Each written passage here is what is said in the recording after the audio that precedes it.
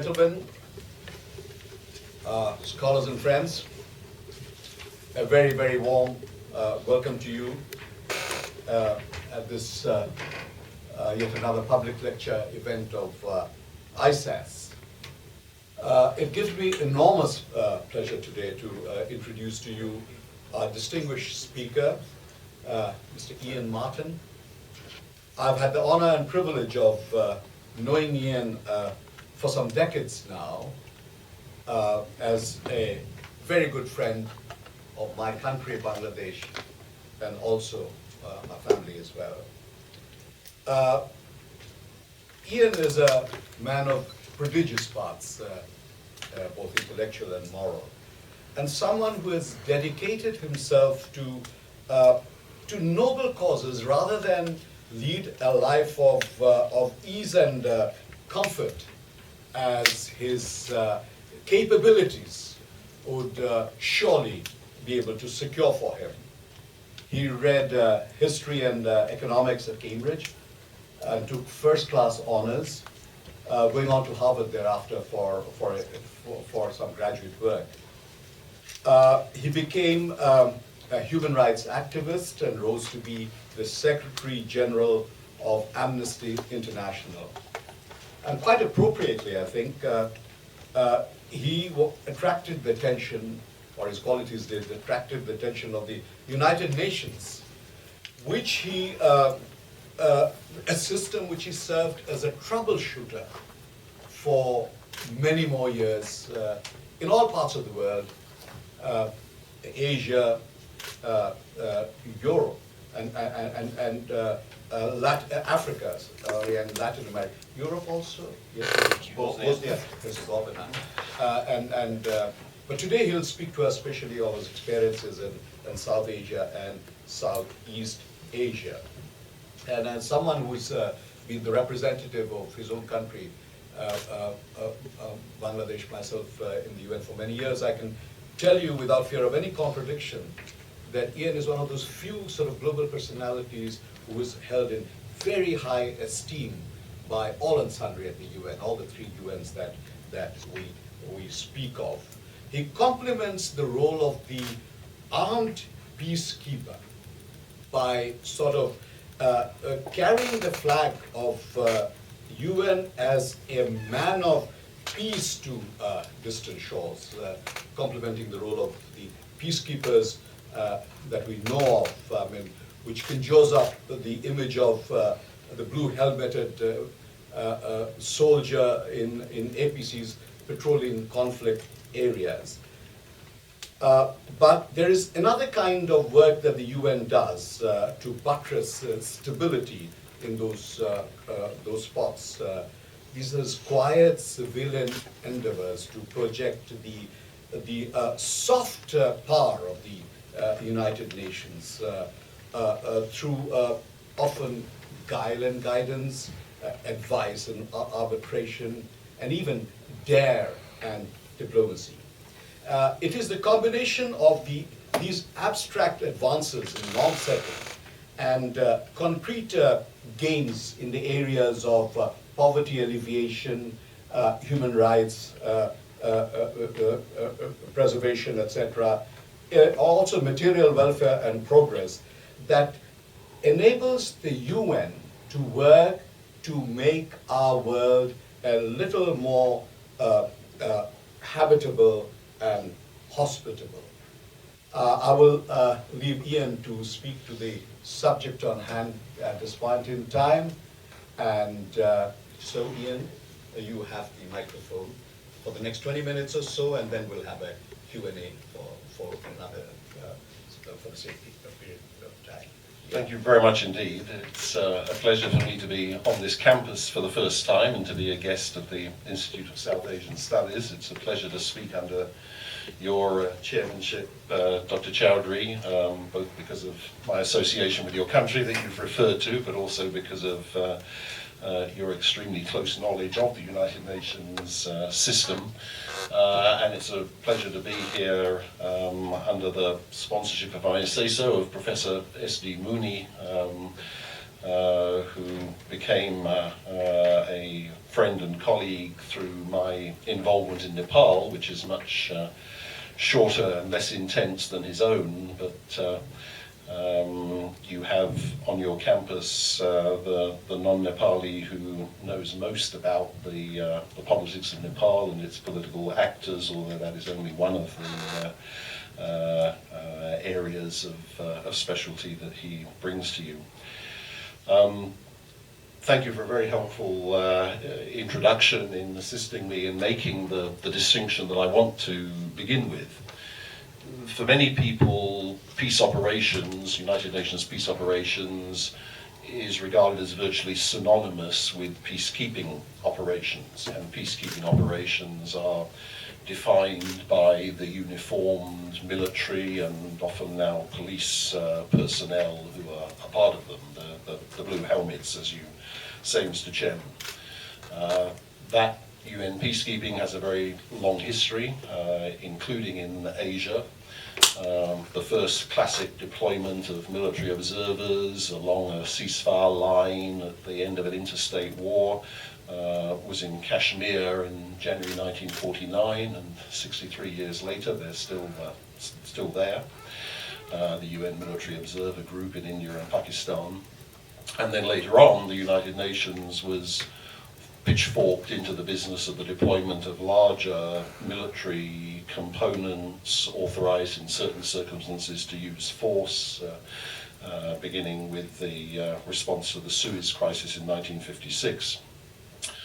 Today, most United Nations peacekeeping operations have been and are in Africa, but the leading troop contributing countries indeed come from Asia, and specifically from South Asia. India, Pakistan, Bangladesh, and Nepal are almost consistently among the top 6 contributing countries to United Nations peacekeeping operations. But that doesn't mean that Asia is in a hurry to see blue helmets deployed in its own region. There have been large peacekeeping operations in Southeast Asia, not in South Asia. UNTAC in Cambodia in 1992-3 saw the deployment of some 16,000 United Nations troops. At that time, the largest military deployment the UN had overseen. And in East Timor, which I'm going to speak about, after the ballot in 1999 until just the end of last year, there were peacekeeping missions, including a military and police element. But there is a second category of peace operations. In the UN these days, they're called special political missions. They're managed differently by the Department of Political Affairs rather than by the Department of Peacekeeping Operations, with different budgetary arrangements, although those are not of particular interest to us this afternoon. They have just as long a history as peacekeeping operations. Some of the earliest UN presences were deployed in the context of decolonization. When I became involved in Libya on behalf of the United Nations, I discovered, and I think this was a discovery for many of my colleagues in New York as well, who, if they'd ever known it, had forgotten it, that the United Nations had played the crucial role in overseeing the independence of Libya, passing out of Italian colonialism and British and French military administration at the end of the Second World War, between 1949 and 51. And there are streets today in Tripoli and Benghazi named after the United Nations Commissioner of that day. Less happily in Southeast Asia, the UN had a presence in West Irian or West Papua during what was supposed to be a free act of self-determination, but indeed saw the UN complicit in what was not a real act of self-determination. My own personal experience includes having served in or alongside a number of major peacekeeping operations with large military components. But it happens that the 3 United Nations missions that I have headed as Special Representative of the Secretary General were indeed all in this category of political missions. Two of them in Asia, which I'm going to speak about, East Timor and Nepal, and more recently, but perhaps of some interest to you, even if it takes me out of Asia, in Libya. In all three cases, there were reasons, there were circumstances why a deployment of blue helmets, a military deployment, would not have been acceptable. And yet, what I want to suggest to you is that a small, relatively small political mission was, in each of these cases, able to play a key role in some quite historical transitions. So let me speak briefly about them in chronological order.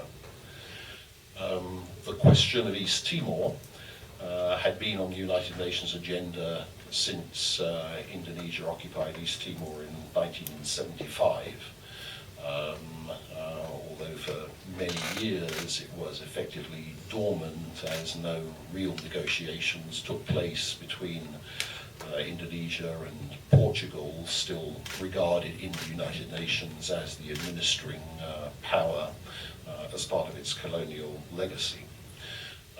But then, when political change in Indonesia led President Habibie to agree to the Timorese having the option to choose between autonomy within Indonesia or independence, the United Nations swiftly brokered agreements of 5th of May 1999 between Indonesia, Portugal and the UN, under which the United Nations would not merely monitor or observe, but actually carry out a one-person, one-vote referendum in East Timor, known as the popular consultation. Many people said at that time, certainly the Timorese leadership said, that ideally there should have been an international peacekeeping presence replacing the Indonesian security forces in East Timor for the peaceful carrying out of that referendum, the kind of UN military deployment that had been during elections in Namibia and, as I referred to, in Cambodia. Already, by the time the agreements were reached, there had been an escalation of violence by pro-Indonesian militia formed by the Indonesian army in the territory, and it was clear that security conditions would be very difficult. But it was, I believe, politically inconceivable in the internal politics of Indonesia that President Habibie or General Wiranto, his Minister of Defense and Chief of the Army, could have agreed to an international security deployment. And yet, the Timorese, and particularly their leader, Shenana Gusmao, then under house arrest in Indonesia, believed it crucial that the window of opportunity that Habibie had opened should be taken. So the United Nations proceeded to deploy the mission that I headed, UNIMET, into East Timor in 1999, with the Indonesians remaining responsible for security during the popular consultation. The United Nations got agreement in principle that it would be Indonesian police, not the military, that would be responsible for election security, and that they would be advised by a small deployment of United Nations police officers. In theory, the United Nations got a commitment that the militia would be disarmed, that the army presence would be reduced and then confined to barracks, while the Timorese liberation movement, Falentil, would be confined to cantonments, and the Secretary General would ascertain that security conditions were satisfactory before the ballot took place. Well, UNIMET, the United Nations mission, faced and carried out a formidable task in the actual organization of the electoral process, registering electors throughout the districts of East Timor, very much lacking in infrastructure, in order to first register the electors and then prepare for the ballot. That work was carried out largely by United Nations volunteers, most of them the staff of electoral commissions from Asian and other countries.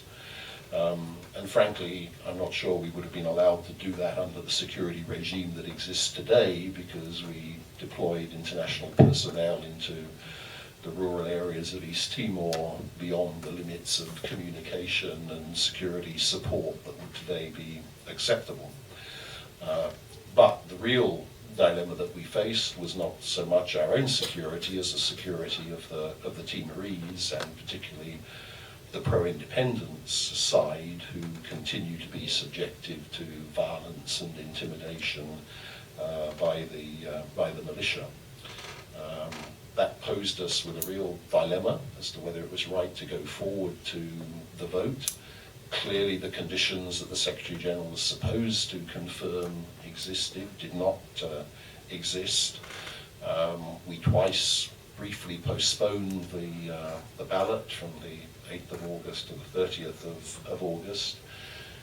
Each time we moved forward, we did so with the agreement of Shanana Gusmao and the Timorese leadership, who recognized the risk that was being run, but as I indicated, did not want to lose the window of opportunity.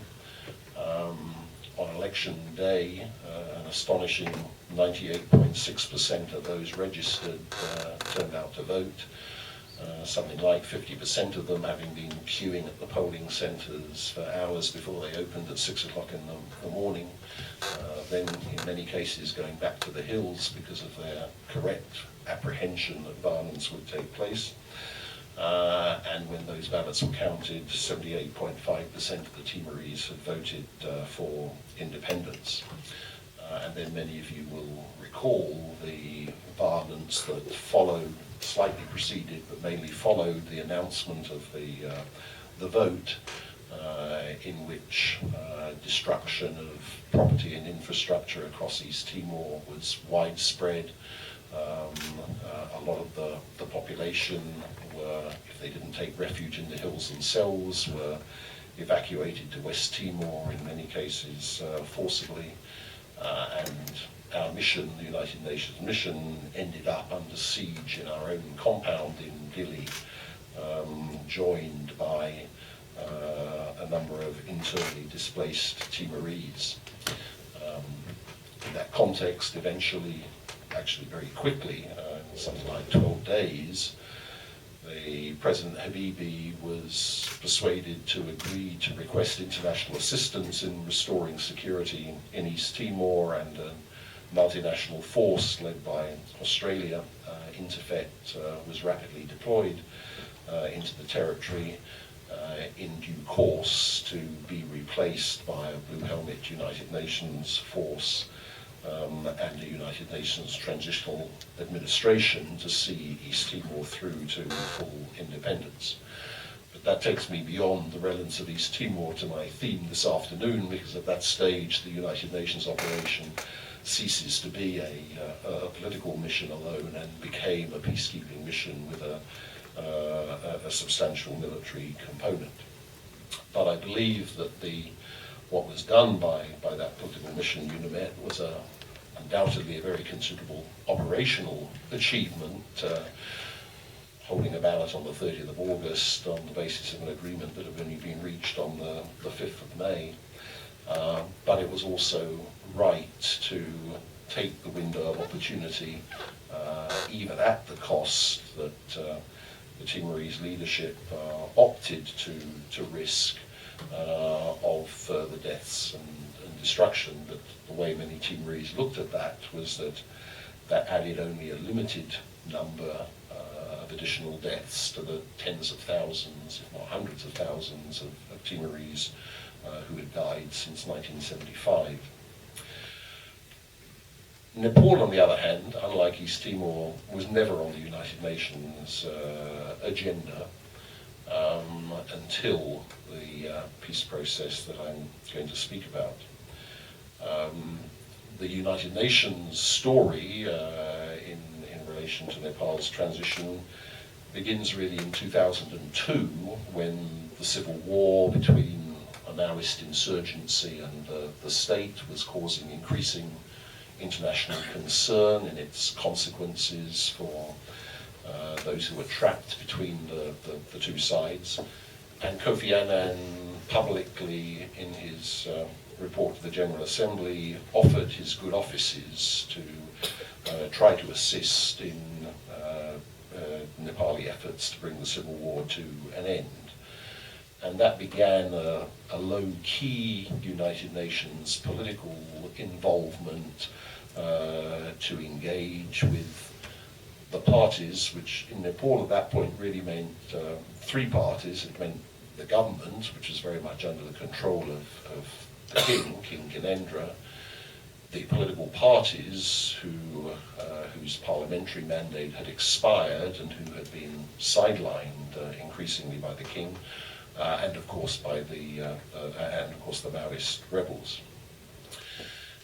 Then on the 1st of February 2005, King Gyanendra carried out what was sometimes called the King's Coup, in which he took absolute authority and made himself chairman of the Council of Ministers, and unleashed the army in an attempt to bring a final end to the civil war. It didn't have that effect. The military stalemate continued with major reverses for both sides. But it further energized the international community, because now, to the serious human rights abuses on both sides of the armed conflict, was added violations of democratic rights, as the state of emergency saw the arrest of Nepal's parliamentary politicians, civil society leaders, attempts to control the media, and so on. And that led the United Nations Commission on Human Rights, meeting in Geneva, the predecessor to today's Human Rights Council, to put strong pressure on Nepal, either to face strong condemnation or to agree, as the government decided to do, to the establishment of an office of the United Nations High Commissioner for Human Rights in Nepal. And I went to Nepal, asked by Louise Arbour, the then High Commissioner for Human Rights, to establish that human rights office. And we were able to be effective in mitigating the abuses of the armed conflict and helping open up again democratic space. But while the king insisted on retaining his own authority and not bringing the political parties back into government, the political parties reached an agreement with the Maoists, reached between them negotiating in Delhi, an understanding under which the political parties accepted the Maoist agenda of the election of a constituent assembly to reconsider Nepal's constitutional arrangements, and which for the Maoists meant opening the door to their objective of a republic. But to the Maoists it meant to enter a system of multi-party democracy, rule of law, and respect for human rights. And that agreement, although the government, the king's government, was not party to it, became the platform for a people's movement, the Jana Andolan as it's known in Nepal, that culminated in 19 successive days of demonstrations in Kathmandu and throughout the country, facing the king with the choice of, or facing the security forces with the choice of gunning down peaceful demonstrators throughout the country, or the king stepping back, as ultimately, under international pressure and huge national pressure, he did. And at that point, the parliamentaries returned to government, the Maoists came to town, and a full, comprehensive peace agreement was negotiated between them. Now, by then, the United Nations had established significant credibility with the Nepali actors through the political engagement, through the human rights role, through the opportunity that gave us for engagement with the Maoist leadership at different levels, for engagement with politicians, very often as a result of visiting them in arbitrary detention when they had been arrested by the king's government. And India too came to see that at least some limited United Nations role might be necessary and useful in the implementation of the peace process. Because the parties had agreed that during the holding of the Constituent Assembly election, it was important to neutralize the armed forces on both sides. And that both the Maoist army, but also what was very much regarded as the King's army, should be restricted during the holding of the election. Placed under international supervision was the wording of the agreement, and it became clear that only the United Nations could realistically be asked to undertake that task. That's a task that the United Nations would normally undertake with blue helmets, with armed peacekeepers. But nobody wanted that. Neither side in Nepal wanted the deployment of armed blue helmets. India and indeed China, two big neighbours, neither wanted to see the deployment of a UN peacekeeping force into Nepal. So we were asked to do that with civilians who were ex-military or indeed in some cases serving military, but who would operate unarmed in civilian dress, and a mere 184 arms monitors became responsible for ensuring that the commitments of the armies were maintained in 27 cantonment sites where the Maoist troops were gathered together, with the army itself also restricted to barracks, but in particular with the Maoist weapons stored under 24-hour United Nations surveillance, because the parties, backed very strongly by India, the United States and others, insisted that the Maoists must at least be separated from their weapons before they entered the interim government and proceeded to the Constituent Assembly election. Well, not without many hiccups along the way, the Constituency Assembly election was held in April of 2007. And that was the other United Nations role, was to try to help create the satisfactory conditions for that election by deploying personnel around the country where the Maoists had driven the leadership of the old political parties out of the areas they controlled, whereas the cities had been the monopoly of the state. The Constituent Assembly election, as many of you will recall, sent shockwaves through the capitals of most countries that were following Nepal, and certainly in New Delhi, when the Maoists, having been predicted by at least by intelligence and diplomatic sources to come a poor third, actually emerged as the largest single party and with overwhelming claim to form the next government under the prime ministership of their chairman Prachanda. But at that point, consensus amongst the political parties broke down. The Maoists did not agree to their main partner in the peace process, Girija Prasad Koirala of the Nepali Congress, becoming president, and that began a period that has continued up to this time, in which the political parties have never formed an all-party government as they had intended to do until the drafting of a constitution.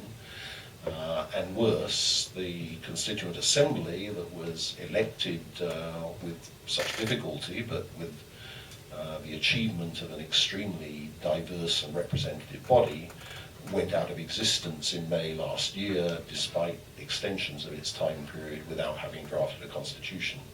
And Nepal today is facing another election under a government headed by the Chief Justice to try to continue that task to a constitution.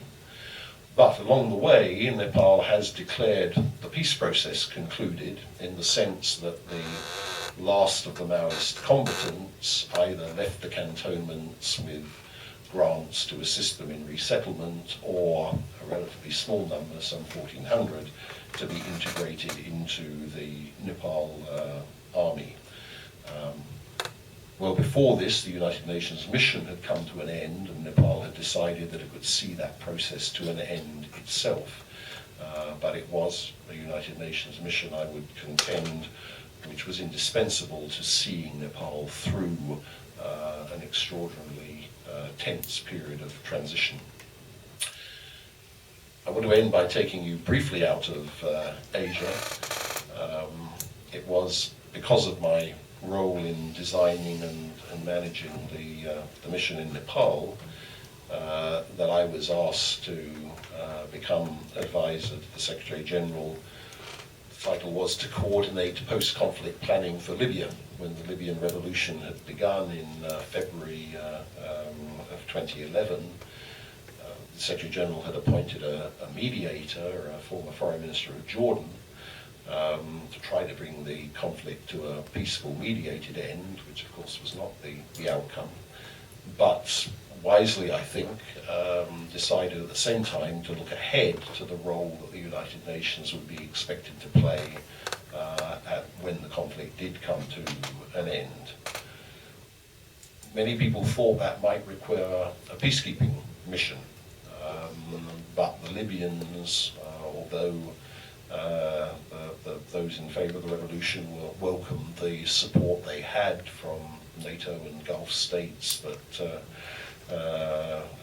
intervened to support them mainly from the air. Libyans were extremely resistant to the suggestion that there would be boots on the ground, as it were, that there will be any foreign military presence on the ground in Libya after the conflict. And so there too, the role we were asked to plan was that of a special political mission focused in particular on support to the democratic transition. The Libyans had set themselves an ambitious roadmap for when they would hold elections, and yet those elections would be the first of any kind in Libya for nearly 50 years, would take place in the absence of any electoral legislation, any electoral management body, any political parties, free media, free civil society, and yet were to take place within a set period of time after they declared their liberation. And it was a very considerable achievement for the Libyans, and an achievement, I think, for the United Nations in supporting them, that election was held in surprisingly fair and satisfactory circumstances in July last year.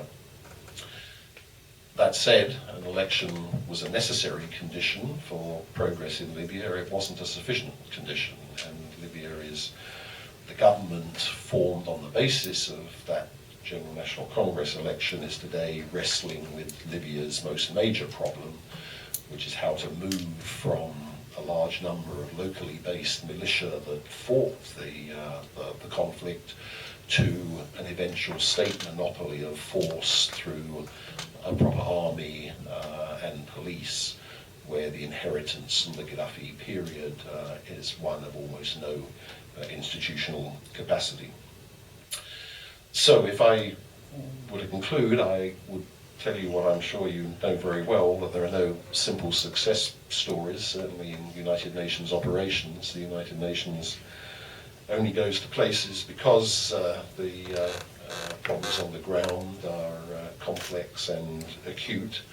The mission I headed in Libya until October last year is still trying to assist the Libyans in struggling with the issues I've referred to. I went back to Timor-Leste, as it then was, in May 2006 as a special envoy because the security sector in Timor-Leste had imploded, and its small military and police force were fighting amongst themselves and each others on partly support, although the 2012 story of successful presidential and parliamentary elections in Timor-Leste is a more happy one.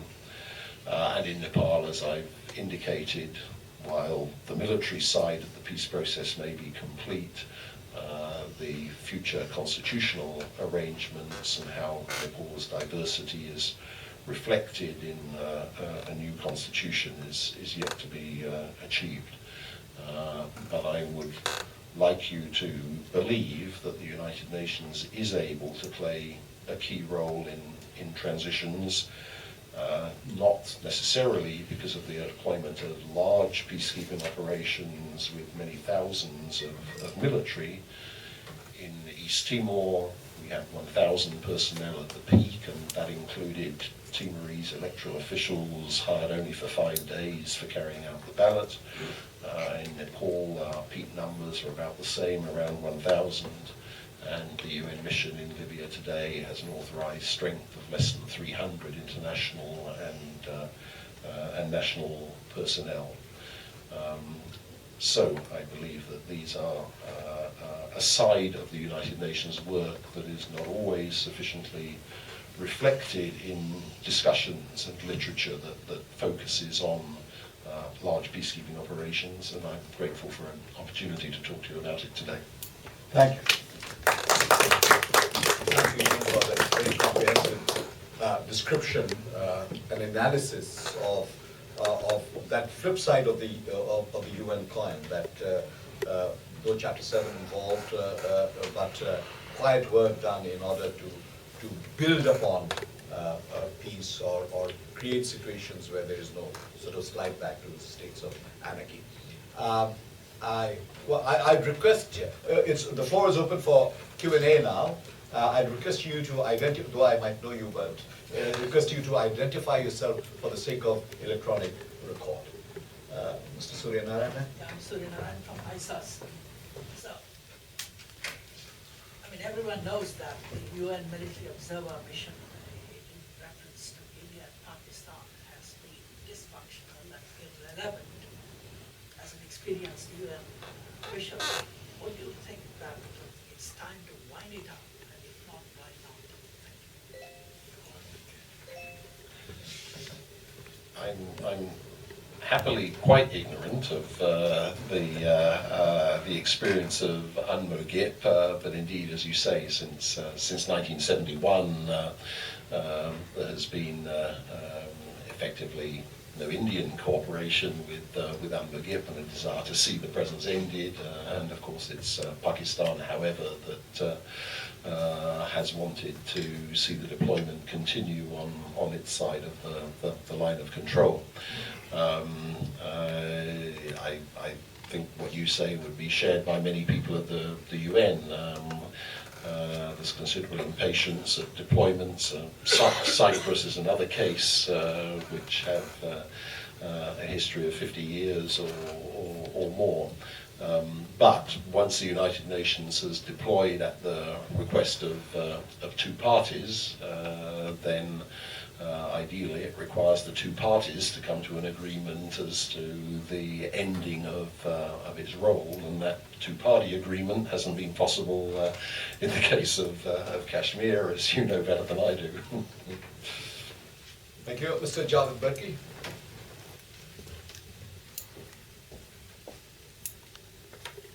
For the next presentation, UN is invited in governments that are interested in a particular situation.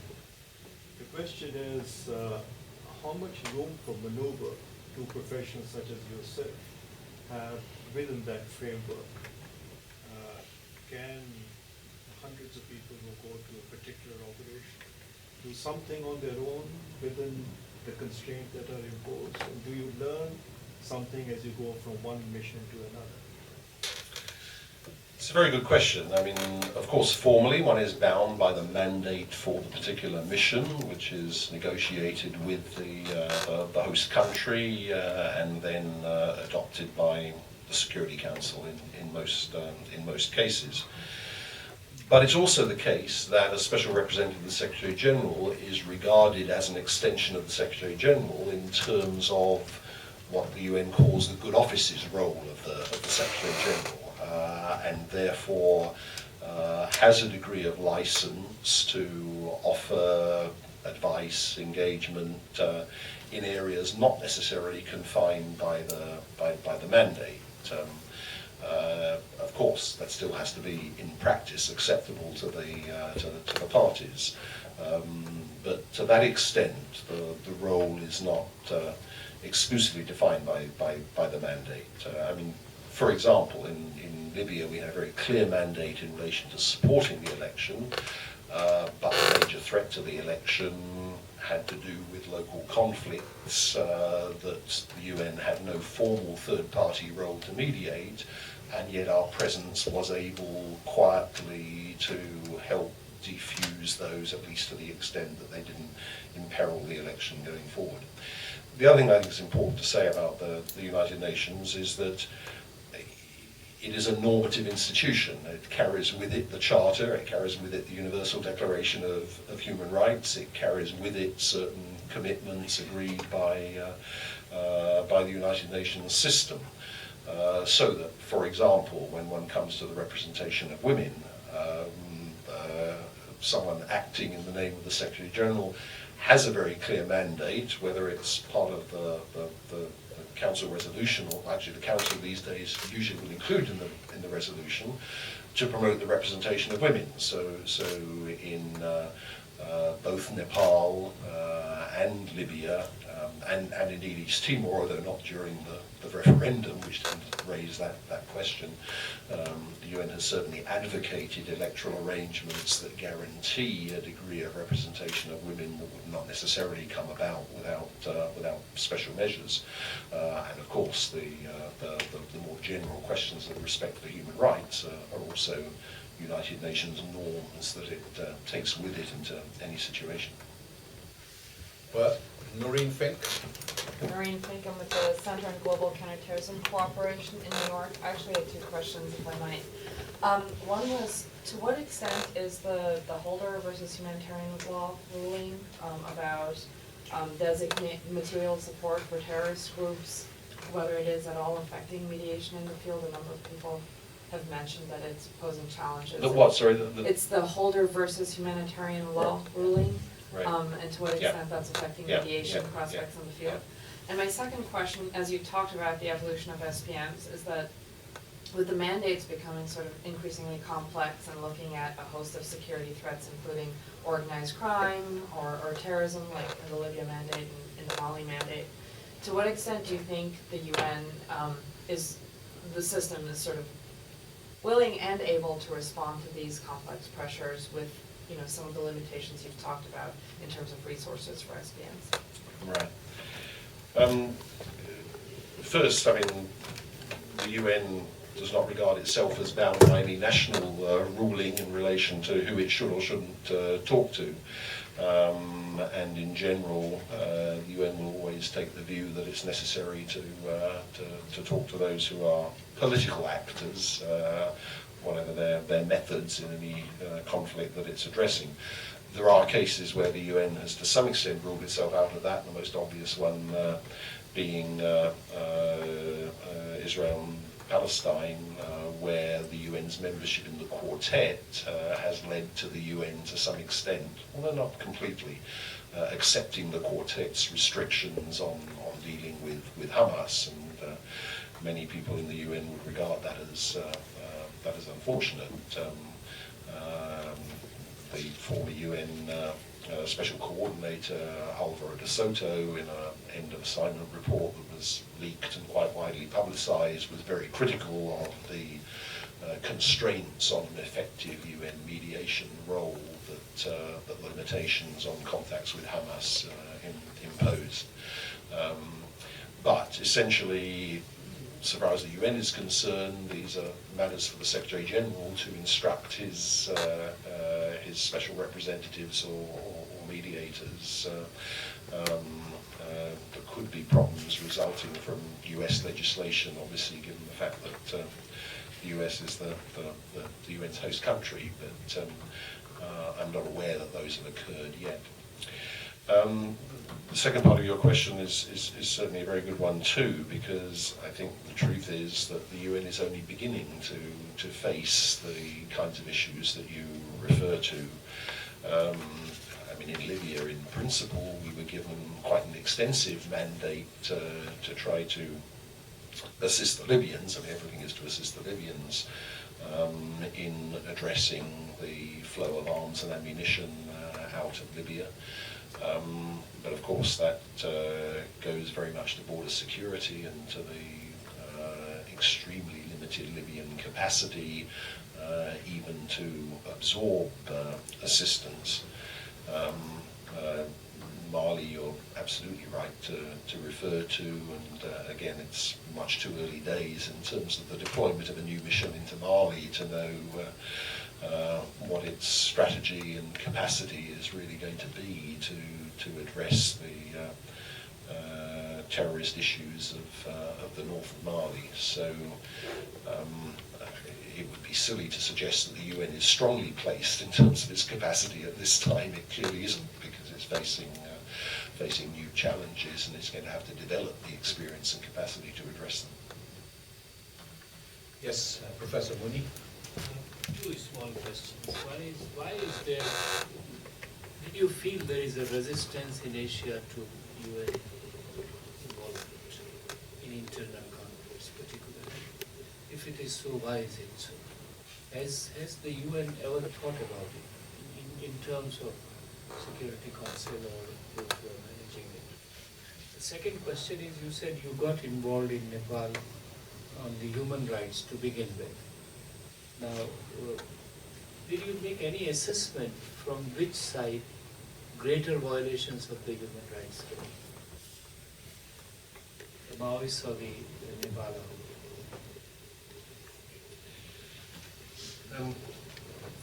It is indeed a very interesting question as to why the insistence on national sovereignty and the resistance to third-party intervention of most kinds is as strong in Asia than it is. Some of the answers to that are, as indeed I think you were the one who made this point in earlier discussions, are country-specific. In the case of India, the Kashmir issue, I think, is relevant to India's attitude to UN involvement in its broader neighbourhood, but the attitude is general. In the case of East Timor, there was no realistic alternative to the UN playing the role it did. It had been an issue on the UN agenda in '75 and before that in the context of decolonisation, but when the question of assisting the implementation of a peace agreement in Aceh came along, it clearly would not have been acceptable to Indonesia for the UN to have played that role, and they turned to the European Union to play the implementing role on the ground. So I don't fully know the answer myself. We have an Asian Secretary General, the second Asian Secretary General. There has been no lack of Asian-led mediation efforts from the United Nations, but nonetheless, the resistance to third-party intervention is strong. Is there a follow-up? No, yeah, may I just insert a caveat here? Is it because of the composition of Security Council, which is, you find the Asian representation being very, very weak, only one country, and China, you mentioned in relation to Nepal, but even in other cases. Is that the reason? If tomorrow, hypothetically, you restructure Security Council with a greater Asian representation? Perhaps, but then you have to then ask why that argument doesn't apply to Africa or indeed the Americas. I mean, the UN played the central role in the Central American peace processes. Africa is very weakly represented on the Council. It doesn't have a permanent member at all. And I mean, perhaps, however, the degree of evident need in Africa is more the answer. I mean, clearly, there ought to be better representation of Asia and of other regions on the Security Council, and everybody agrees that the composition of the Security Council is anachronistic, but nobody can agree on what is the right formula to take its place, and that leaves some of the anachronisms rather happy that despite their theoretical acceptance of the case for change in the composition of the council, it's going to be very difficult for agreement to be reached. But if the Security Council included, let us say for the sake of present argument, India and Japan as well as China, would that mean that that countries in Asia would be more open to United Nations political engagement? I'm not sure that it would. Your second question related to the burden of human rights violations on the two sides of the armed conflict in Nepal. I mean, there's no doubt that statistically the largest number of violations were perpetrated by state security forces, by the police in the early stages of the armed conflict when they were deployed against the Maoists, and then by the army once it intervened.